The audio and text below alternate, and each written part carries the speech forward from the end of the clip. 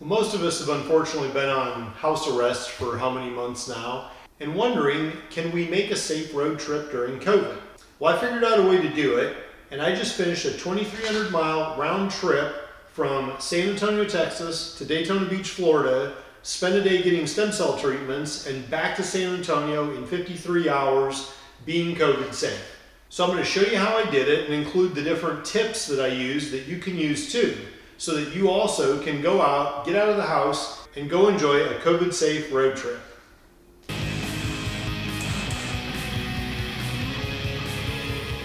I just realized I only have 1 week and I have to be on the road to Daytona Beach for a stem cell treatment. But I guess I need to really get moving on figuring out what I'm going to take and how I'm going to get over there COVID safe. I love my chopper, but the last time I rode this thing to Daytona Beach, it about killed me. Plus, I actually don't think that tire would last all the way there and back. The BMW can definitely make it now that it's got a solid 18 engine and electronics in it. I just have it apart working on this. The Aprilia has not only been a fun but super solid bike to ride, and it's got a surprisingly comfortable seat as well. The thing is, I've been trying to get these tires worn off so that I can replace them with the carbon fiber set that I just picked up the other day. And I just don't know that they would make it that far, but I could swap those out with the carbon fiber ones before the trip easy enough. I drove the 911 Turbo back from Jacksonville, Florida, where I bought it, which is just north of Daytona Beach. And it rides great. It's a great road vehicle and actually gets pretty decent mileage, plus it's just a fun car to drive.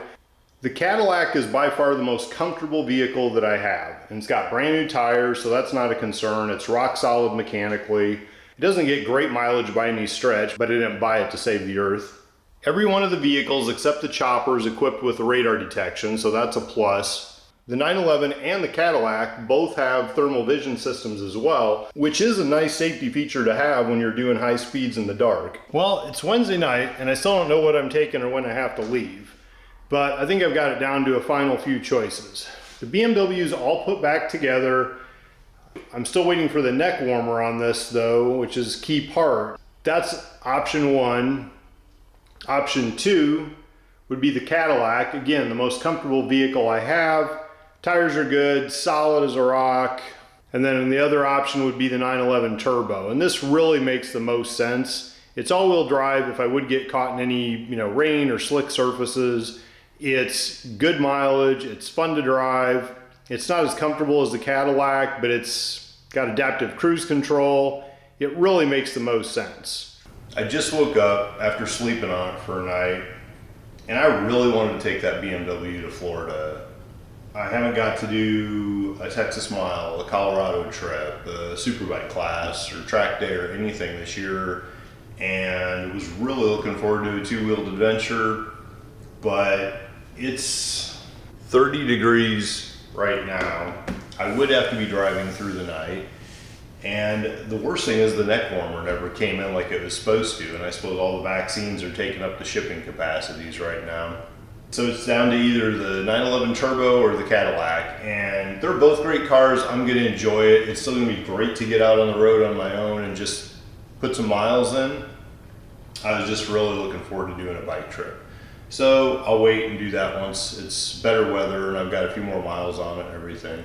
So the next question is, which of the cars do I take? And I need to figure out when I actually need to leave to get there. So once I get my shake going, I'll start organizing, getting things together like the cameras, the food, water, whatever else. All the stuff I got to do to make a COVID safe road trip. Since I ruled out the bike, I'm down to either the Cadillac or the 911. But the 911 is about due for tires, so I guess I'll let that be my deciding factor. I'll check the tires, and if I think that can make it, I'll take that. If not, the Cadillac has a brand new set of tires and it'd be more comfortable anyway. Using the old penny trick, there isn't much give there. That's not great. Let's see what the rear ones look like. Yeah, you can see the top of his head there as well. In comparison to the CAD, you can see it's down to about his eye or bridge of his nose. Nice new tread on the CAD versus pretty worn on the 911. After a few days of thinking about it, ruling out the BMW for the reasons stated earlier, ruling out the 911 because of the tires, I just can't make it halfway across the country and back on those. That means the Cadillac is going to be the vehicle of choice. So it's going to be taking its first run to the beach and it needs a bath before I do anything. The Cadillac's is all clean and ready for the trip. It's not my best work, but when I get back from the road trip, I'm gonna have to polish and wax it anyway. I plugged in a battery tender just to make sure that the battery was good and strong, and I've just got a little pigtail here that I installed to the battery to make this easy. It's 11 o'clock on Thursday. I've figured out what I'm gonna take, the CAD. It's already clean.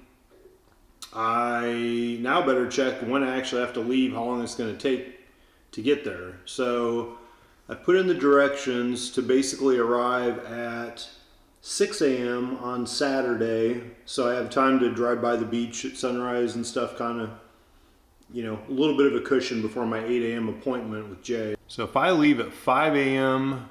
Texas time tomorrow, that's 6 a.m. Florida time, 20 hours plus that would be 2 a.m.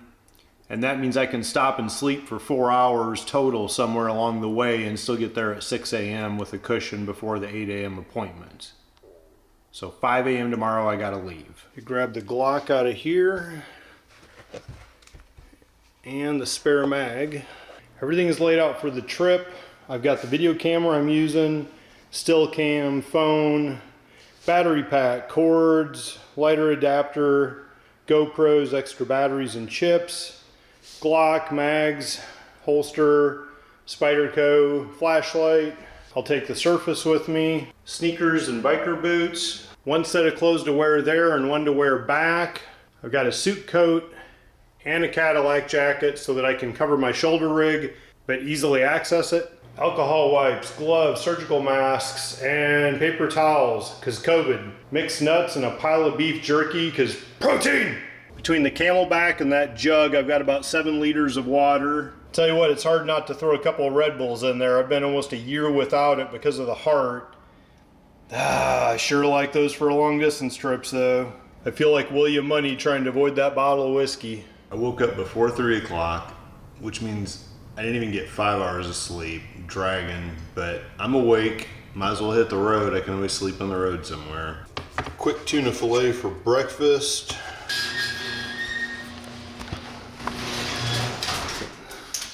Taking the charger off. I take this to go get gas quick. As always, I have to be careful playing Tetris in the garage. 5 o'clock on the dot, leaving home. Leaving San Antonio. I should have done it at home, but once I got on the road, I checked the tire pressure according to the dash on the car, and all 4 tires were a little bit low. I pulled over to a gas station to air them up so I'd make sure they were wearing properly on the road. Fortunately, I had a wrench in the trunk, so I also decided to check the torque on all the lugs just to make sure those were proper. I also do keep a set of jumper cables in the trunk just in case I need them. Tire pressure's correct now. Sun's just starting to come up. In the meantime, this thermal is great for making sure I don't get hit by one of those sneaky little deer off the side. And this thing has saved me a couple times this morning already. With cruise just going down the highway, 18 is about what you're gonna see. Maybe 19 sometimes if you're going a little downhill. But it changes when you step on the gas. Yeah, that's about right. Got the stock of beef jerky and mixed nuts on the floorboard. Camelback is an easy way to drink while you're driving. Let me rephrase that. Camelback is an easy way to drink water while you're driving. I've got the bladder on the floor. And I can drink as I please. I've also got the paper towels and all the COVID stuff like face masks and gloves for gas and everything. Houston, Louisiana. Looks like our friends in Louisiana need to work on the driving skills with all these wrecks happening. Reclining seats and a nice rest stop mean I need a nap. I didn't film it to prevent unnecessary arrests, but for restroom stops, either side of the road or rest stops, which are open air usually, they're less crowded versus going in an enclosed gas station around more people. I wore a mask, washed my hands, Push doors open to leave with feet or elbows, and clean hands with an alcohol wipe once back at the car. Mobile, Jacksonville. I just woke up in the car after a few hours of sleep under my fuzzy Eskimo coat in this rest stop parking lot.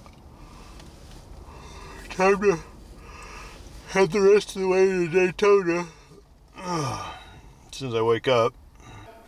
Daytona Beach. Couldn't take it out on the beach, but at least got to see the sunrise over the sand and water. During the stem cell treatment, I made sure that my clinician had a recent COVID test and was showing clean with no symptoms, and we both wore masks. Leaving Florida at 1:12 Texas time. Pulled over for a nap in Mississippi since it's raining and I'm getting a little bit tired. This is how I safely did a gas stop. I opened the gas cap with a clean hand. Once I put a glove on one of the hands, I use that to run my card, enter the zip code, grab the pump, and select the octane. Normally I would wear a mask, but since I was the only one at this station, I didn't bother. Once the car's full, I use the gloved hand to put the pump back, throw away the glove, and put the cap back with a clean hand. It is 10 o'clock. I left at 5 a.m. Friday. So that means in 53 hours, I drove from Texas to Florida, got stem cell treatment, and made it back to Texas.